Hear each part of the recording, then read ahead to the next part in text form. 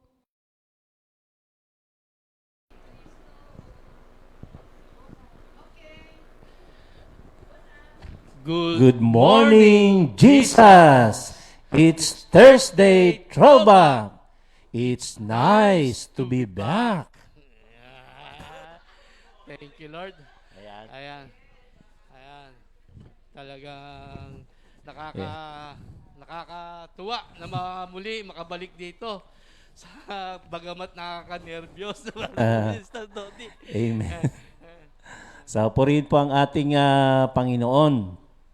Sa araw na ito, ang atin pong tinatalakay ay tungkol sa mga judges. Yan po yung ating throwback. Pero bago po yun, nais po muna nating batiin, Minister Otan, yung ating mga kapatiran na tuloy pong sumusubaybay sa ating programa inito ng live streaming. So, yung mga taga North, East, West, and South.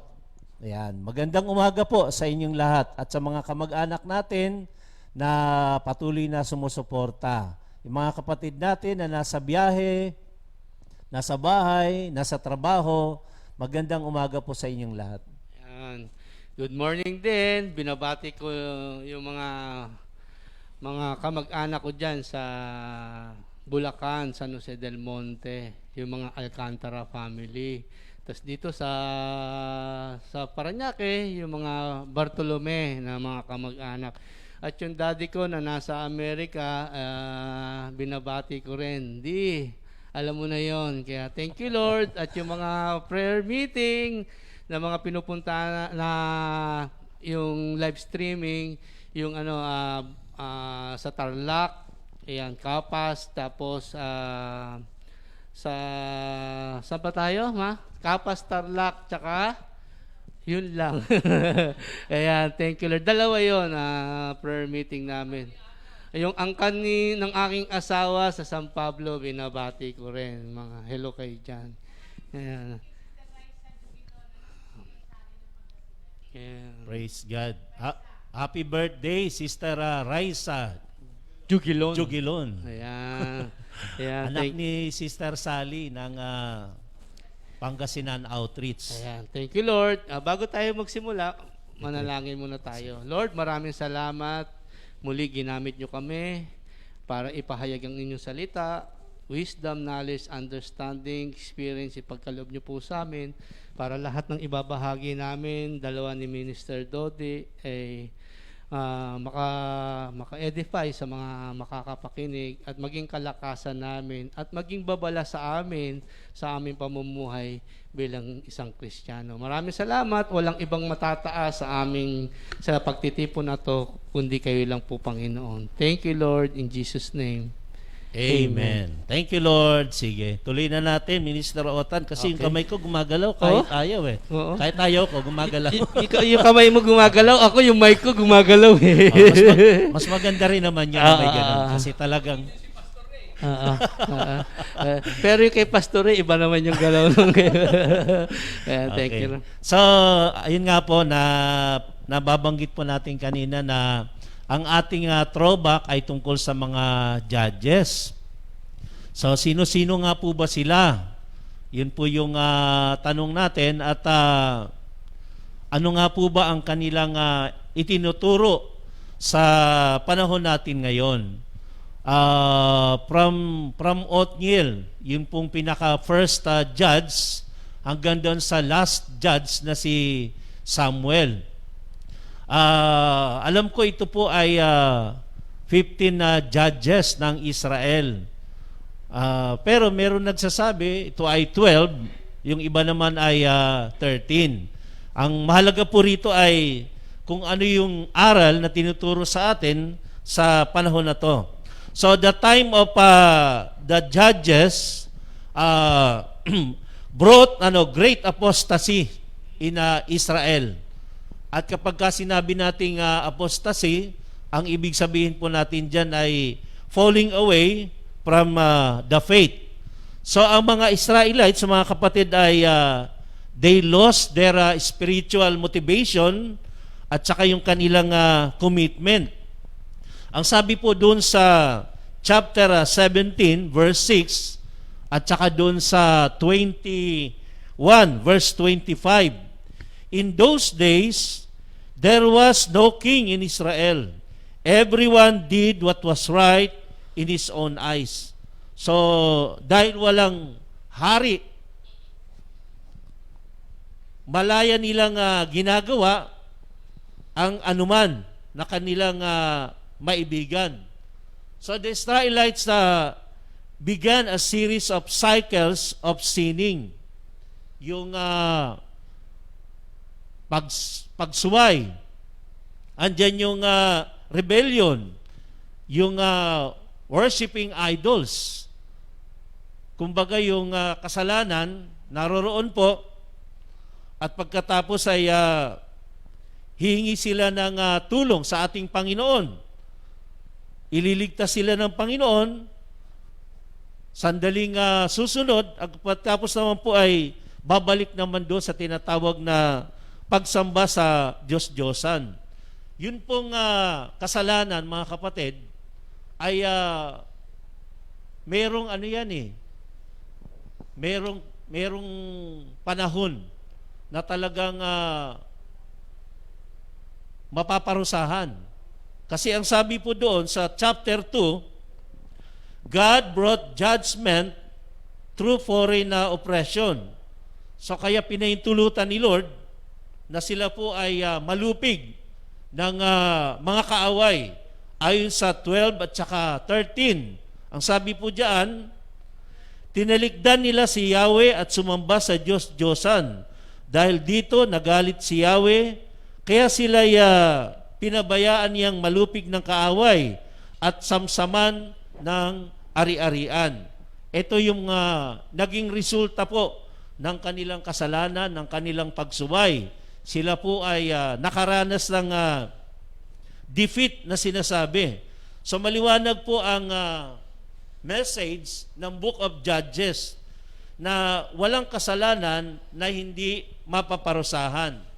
Dinidisiplina ng Diyos, no, mga kapatid, ang tao, lalong-lalo na sa panahon ng mga Israelites, dahil sa kanilang pagsunod sa mga Diyos-Diyosan at pagsuway sa ating Panginoon. Pero ang nakakatuwa po rito, dahil sabi nga, ang Israel was God's people, chosen by God, yung kanilang hinaing, pinakinggan ng Panginoon. So God listened to their cries for mercy and raised up leaders to deliver them. Kaya merong mga judges na pinili ang ating Panginoon ayon po sa chapter 2 ng verse 16. Then the Lord raised up judges who delivered them out of the hand of those who plundered them. At ayon po sa panimula ng aklat ng Judges, ang aklat ng mga hukom ay mga kasaysayan mula sa panahon ng walang katarungan sa Israel hanggang sa pagsalakay sa Kanaan at sa pagtatatag ng monarkiya o kaharian. Sinasaysay po dito ang kabayanihan ng mga lider ng bansa na tinatawag na mga hukom, na karamihan ay mga pinuno ng hukbo at di talagang mga hukom. Kaya po, yung unang tinalakay po, na andyan si Othniel, mga kapatid. Si Othniel po, mga kapatid, balikan lang po natin ng konti. Ano po? Sabi nga Othniel was raised up by the Lord to deliver His people. When the Israelites repented of their evil and cried out to the Lord for deliverance. So ginamit ni Lord si Othniel upang iligtas, palayain ang bansang Israel sa kamay ng hari ng Mesopotamia. Kasi for 8 years, sila po ay kumbaga inalipin. So when Israelites forgot the Lord and served pagan gods of Canaan, doon sa chapter 3 verse 11, ang maganda po nangyari dito ay nagkaroon ng kapayapaan for 40 years until Othniel died.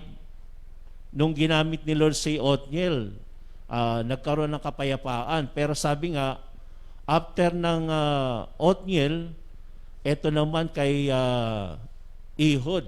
So, papakinggan po natin naman at bibigay ko naman kay Minister Otan. Ayan, thank you Lord. Bago ko magsimula, kay Ehud po tayo, basahin ko lang po dito sa Hukom, chapter 3, verse 12 to 15. Muling gumawa ng kasamaan ng mga Israelita laban kay Yahweh.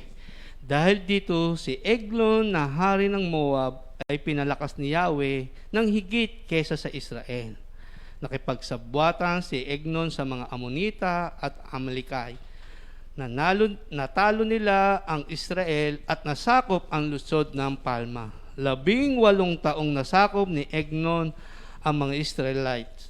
Subalit nang muling humingi ng tulong kay Yahweh ang mga Israelite, ginawa niyang hukom si Ehud na isang kaluwete, anak ni Jera, buhat sa lipi ni Benjamin upang sila iligtas. Siya ang pinagdala ng mga Israelita ng kanilang buwis kay Haring Egdon. Ito po ang mabuting salita ng ating Panginoon. Thank you, Lord. Pag-usapan po natin yung kay Ehud. Pero bago tayo pumunta sa Ehud, kasi throwback, titignan natin kung ano yung nangyari dito sa Israelite. Di ba? Sabi nga ni Minister Dodi, 40 years naging mapayapa. Ngayon, doon sa pagiging mapayapa, pagkamatay ni Othniel, eto na ngayon. Sabi doon, imbis na, pag tinignan natin dito, imbis na magtuloy-tuloy, sabi dito, but instead of obeying God, sabi dito yung BSDG. Pag sinabing BSDG, balik sa dating gawain. Grabe, balik sa dating gawain. Ito nga yung sinabi kanina ni Brother Dodi, yung apostasy, falling away from the faith. Apostasy is generally defined as determined willful rejection of Christ and His teaching by a Christian believer. Falling away. Ayun, bumalik na naman. Nag-backslide, worship false idol, tapos ignoring the Lord. Balik na naman. Kaya nga dito yung apostasy, nalayo na naman sa ating Panginoon. Samantalang 40 years, may peace na. Tapos nung nawala na naman, eto na naman, balik na naman sila. Ito pa yung dito, dun sa pagpalit. Ito pa yung Israelite became attracted by the lifestyle and economic wealth of Canaanites. Yung kalakwit na bansa nila na Canaanites, parang na-attract sila sa pamumuhay. Kasi nandun yung wealth, power, possession, tapos nandun yung comfort. Ngayon, na-attract sila dito. Na yung lifestyle ng pamumuhay, na-adapt nila. Tapos nagkaroon ng intermarriage na. Nandun na, nakapasok na. At siyempre, may consequence. Ang naging consequence, sabi dito, tragic, greedy, immorality, pleasure, and comfort. Eto na naman. Nalayo na naman kay Lord. Sumamba na naman sa ibang Diyos-Diyosan. Na iba na naman yung lifestyle ng buhay. Alam nyo, thank you Lord kasi nung ako madala dito sa Comfy, yung lifestyle ng buhay ko nung unang panahon sa San Jose del Monte, Bulacan, talagang sobra sa hirap. Hindi naman sobra sa hirap. Siyempre, wala masyadong kung ano man yung gusto mong bumili, mabibili mo, ganyan. Na talagang mahirap. Tapos nung napunta ako dito sa Comfy, nandito medyo, siyempre, nandyan ang lola, lahat ng gustuhin, medyo yung lahat ng gustuhin mo, nag-iba yung mindset. Nakalimutan mo na yung dati mong buhay. Tapos yun, medyo, imbis na magaganda ang buhay, lalo naging worse. Pero si Lord naman ang may full control. Ito ang nangyari. Siyempre, nalayo kay Lord. Di ba? Yung idolatry, nandiyan, nag-worship na naman. Ito na ngayon. Siyempre, sabi dito, yung reaction of God. Siyempre, nandiyan, Minister Dodi, di ba? Hindi pwede, sabi nga doon nandiyan yung tinignan ko nga dito, chastisement. Pag sinabing chastisement sa Tagalog, kakastiguhin. Etong pagkastigo ni Lord, yung chastisement dito, hindi para parusahan, para i-discipline, para makabalik uli sa ating Panginoon. Kaya nga sabi dito yung reaction ni Lord, yung chastisement, gusto ni Lord ma-discipline. Sabi dito, He cannot allow sin or evil to dwell His present. Hindi niya hahayaan na manatili ang pagkakasala. Kasi mga pinili ng Diyos Kaya kailangan medyo, sabi doon, kailangan ng gamitan ng kamay na bakal. Pero thank you Lord, yung chastisement, gustong ng ating Panginoon na i-discipline ng ating Panginoon. Bakit? Si Lord, God is holy, dwelling pure, righteous, perfection. Kaya dito, pag tinignan natin dito, hindi niya hahayaang mapahama. Katulad natin, sabi ko nga, dati, ang hirap ng buhay, dinala ni Lord sa magandang buhay, pero siyempre, nakakalimot, eto ngayon. Sabi dito, eto mga tao, yung chastisement, ngayon, doon sa chastisement ng ating Panginoon, nagpadala, di ba, sabi dito, King Eglon has formed an alliance with the Ammonites and Amalekites against Israel. Ngayon, pinagsanib puwersa, yung Mobita na hari si Eglon, nagsama silang tatlo para, ano sabi dito, para talunin ang Israel. Kaya sabi dito, yun yung chastisement natin, Panginoon, na pag tinignan natin dito, dinidisiplin, kinukorek, nagpadala. Ngayon, eto na ngayon. Sabi dito, di ba? Sabi, yung sa words, meron nga ditong words na servitude. Kasi sabi doon nasakop na uli Yung servitude, yung meaning, the state of a being slave or complete to subject to someone more powerful. Kaya pag tinignan natin dito, di ba sabi, balik sa dati. Ngayon, pagbalik sa dati, ngayon, balik din sila sa pagiging alipin. Sabi nga dito, BSPA, balik sa dating pagiging alipin. Kaya yun yung pagkakakorek sa disiplin ng ating Panginoon.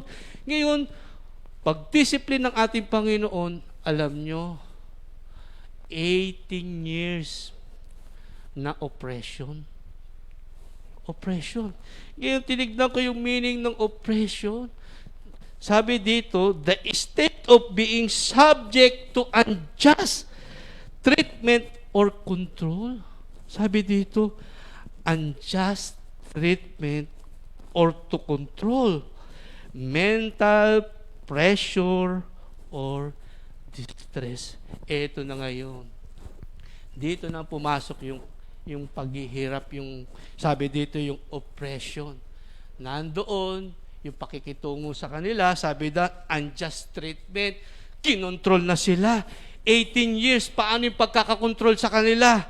Yung pagbibigay ng buwis. Sabi dito, yung kanilang mga ari-arian, yung kanilang mga pananim, kinukuha. Tapos yung brutal ng pagpapatay, yung pag-aabuso sa mga bata, sa mga asawa, naranasan nila.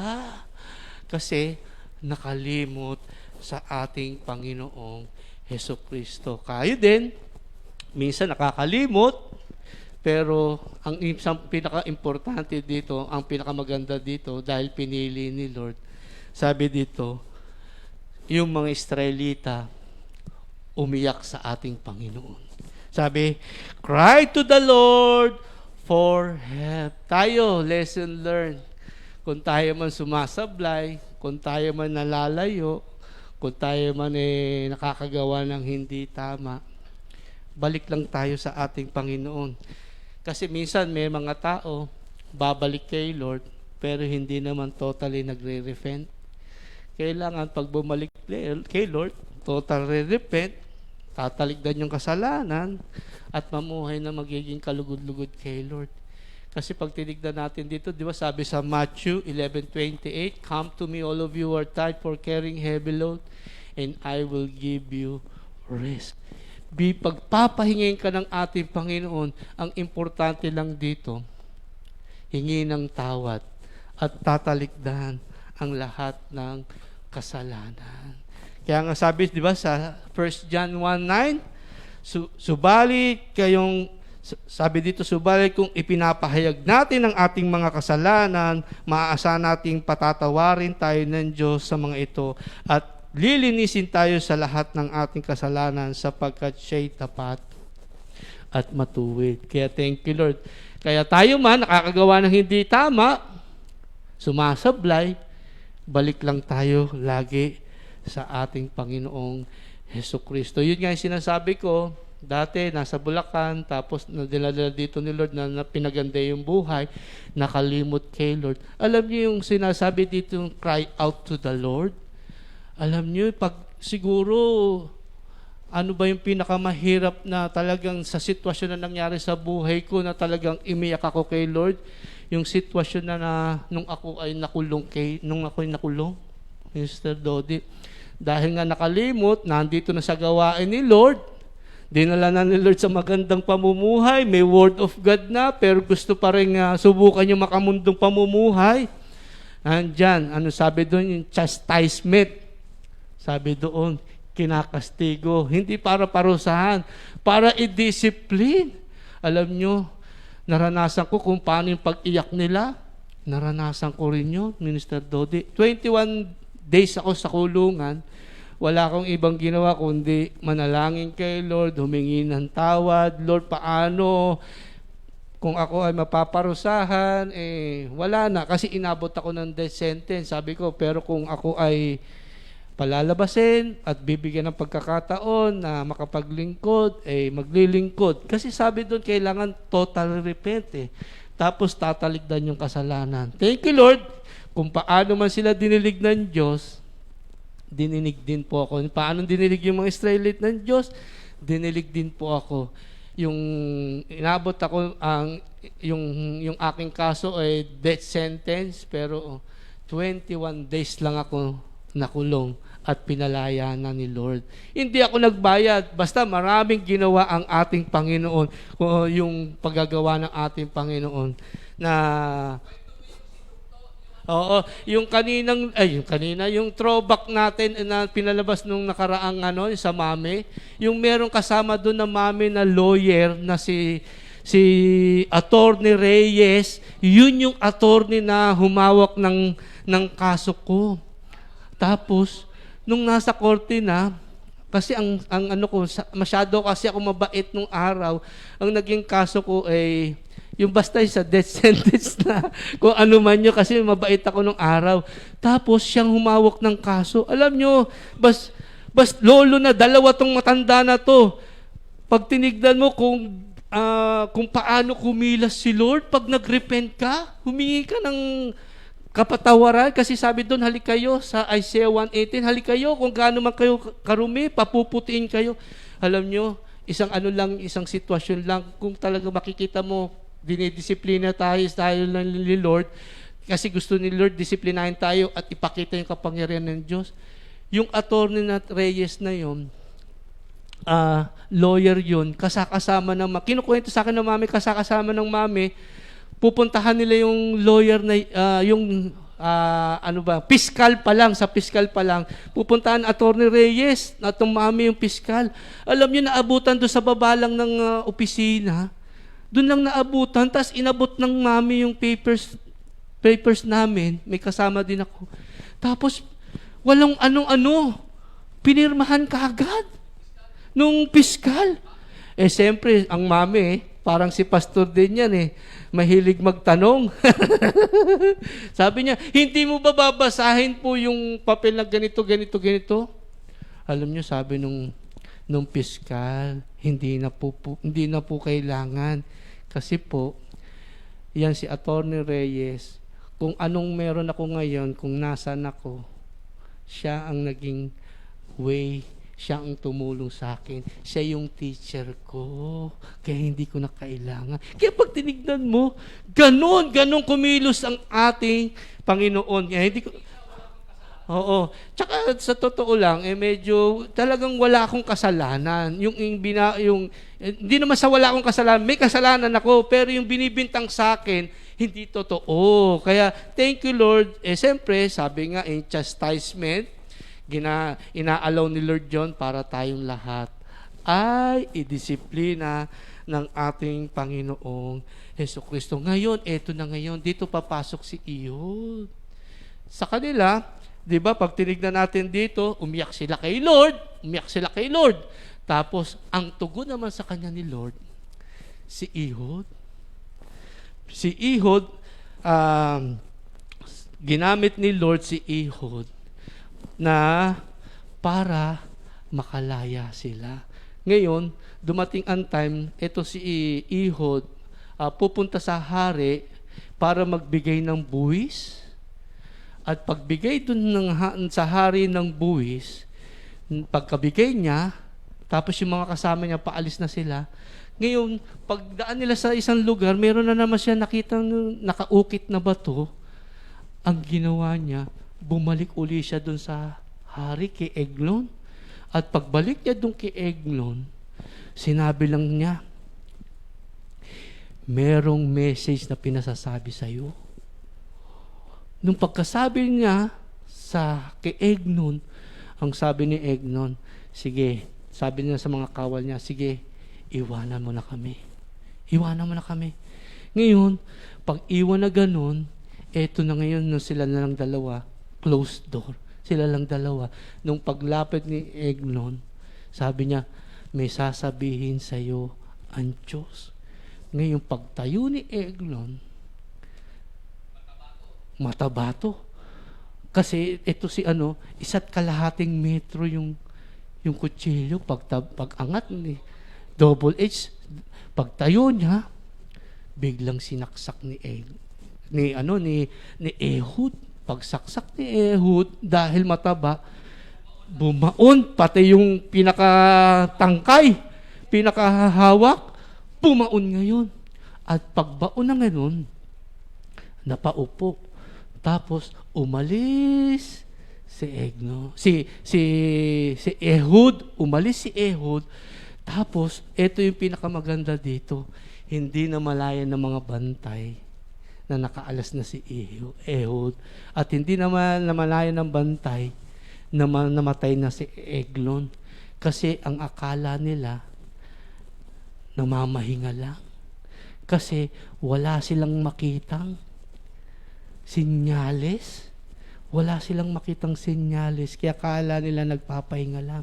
Ngayon, nung nakalayo na si Ehud, kinabukasan, pagpasok ng mga servant, nakita nilang nakahandusay na. Namatay na. Ito na ngayon. Si Ehud ngayon, pagdating niya doon sa lugar ng Ephraim, nag-blow ng trumpet, ng trumpet, parang trumpet, ibig sabihin, hudyat na yun pinapupunta niya yung mga Israelite kasi sasakupin na nila yung lugar ng haring Eglon. At pagkasakop nila, naku, Mr. Dodi, meron ka pa, konting-konti na lang. Pagkasakop nila, nilabanan nila, at tinalo nila. At pag tinignan natin dito, yung pinakamagagaling na mga mandirigma dito, ang napatay nila, 10,000. Na pag tinignan natin dito, 10,000 na mga soldiers dito, napatay nila at nasakop nila. Ngayon, meron tanong dito. Kasi parang na-curious ako, parang sabi dito, left-handed, raise up a left-handed Ehud. Nagpadala si Lord left-handed. Ngayon, sa pag-aaral-aral lang, tingin-tingin lang, meron akong nakita. Yung left-handed, sabi dito, possible, nung unang panahon, possible na mayroong kapansanan. Kasi bibihira yung left-handed.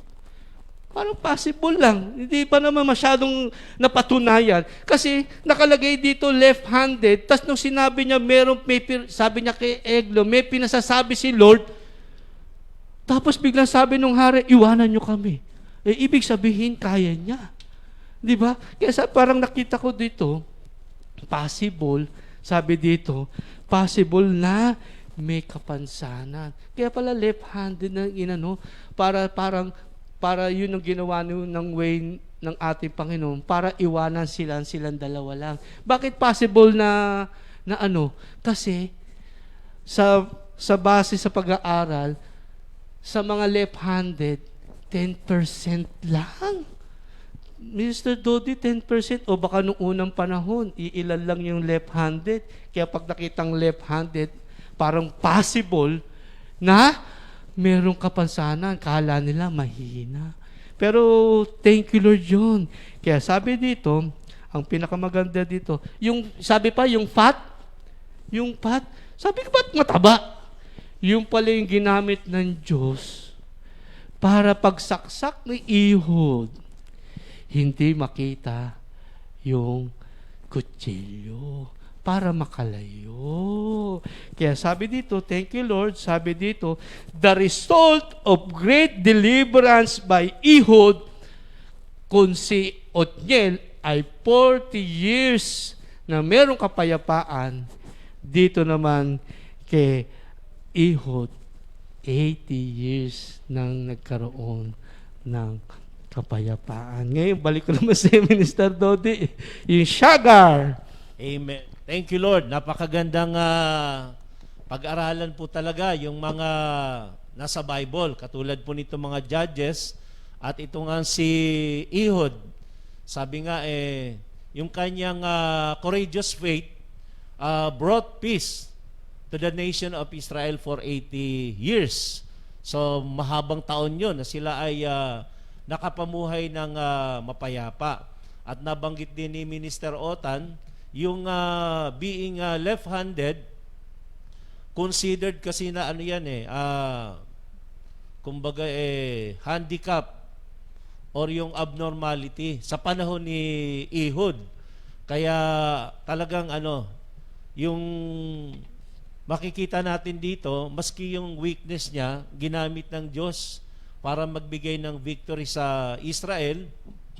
At ganoon din naman sa panahon natin ngayon.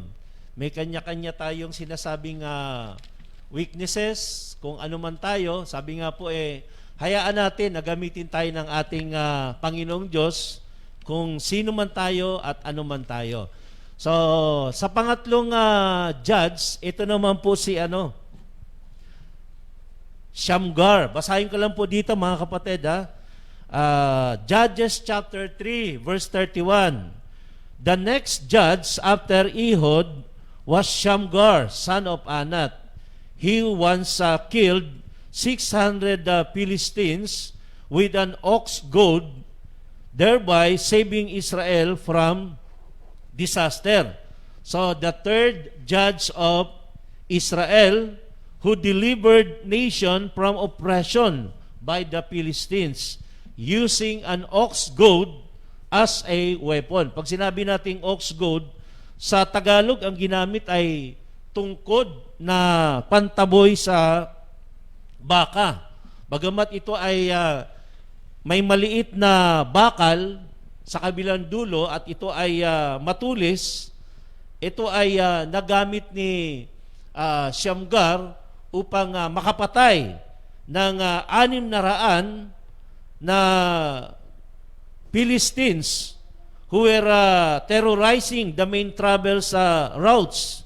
Kasi ang sabi doon sa Judges chapter 5, 6-7, ito yung kanilang kalagayan. Yung mga tao natatakot, they were afraid to travel highways because of their oppressors. Kumbaga, hindi tayo pwedeng dumaan dyan. Baka may mga kalaban. So, laging parang sila po ay patago. Ngayon, kay Shamgar, ang wika nga po ay little known is about Shamgar.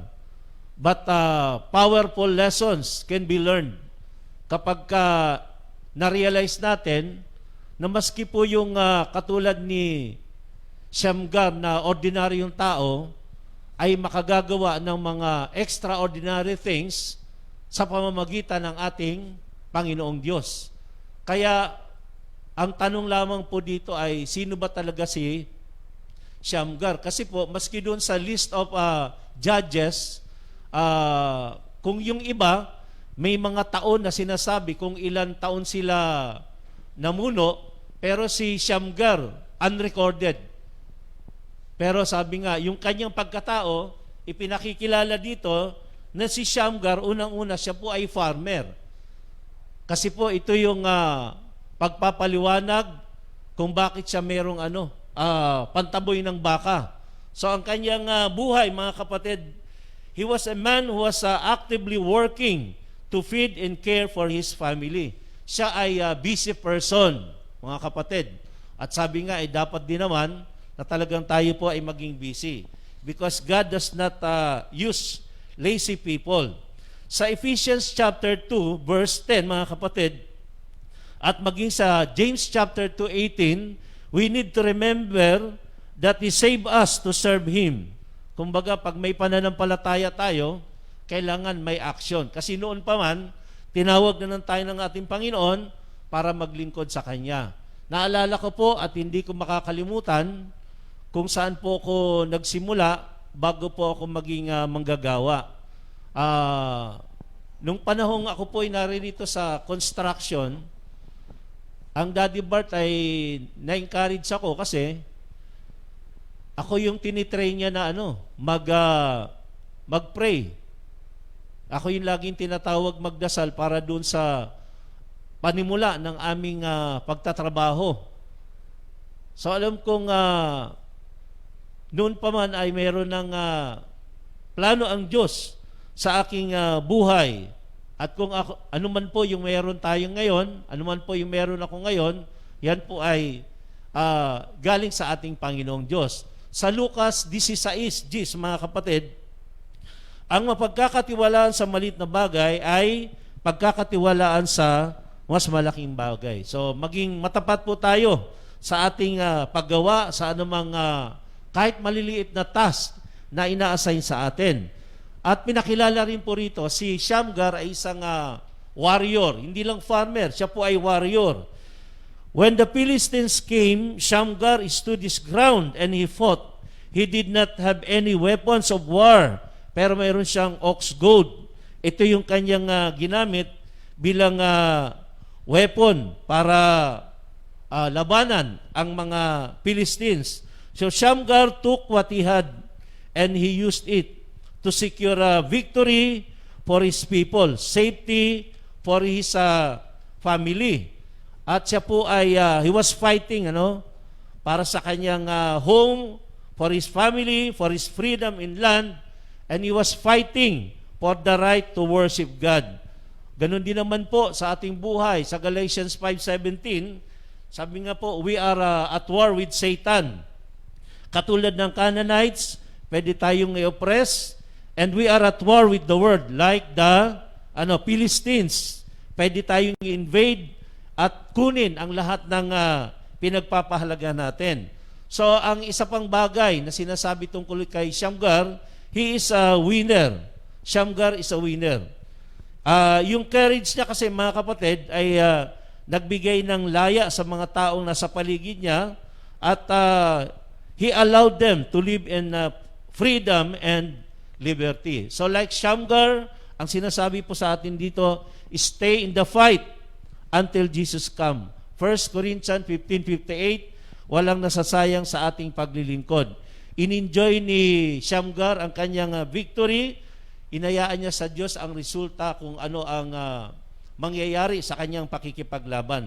Meron siyang principle dito na nais ko pong iwan sa atin. Shamgar principle is to start where you are. Pag sinabing start where you are, ano yung level of life natin? ano bang age natin, ano bang estado ng buhay natin, doon tayo magsimula na magpagamit sa ating Panginoon. Maglingkod tayo sa Kanya. And then, use what you have. Ano po yung meron tayo? Pwede po natin na gamitin yan. And finally, do what you can. So, ano ba yung pwede natin gawin?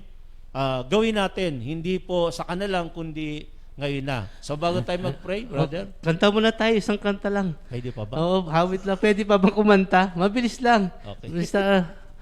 Basta ano, wala. Di bale na. Sige. Sige. Sala ko'y pinatawad mo, minahal mo ako ng totoo, kay ganda ng ginawa mo sa buhay kong ito. Dakila ka sa iyong pag-ibig, walang hanggan. Pagmamahal mo sa akin, O Jesus, kahit na ang puso ko'y laging nagbabago,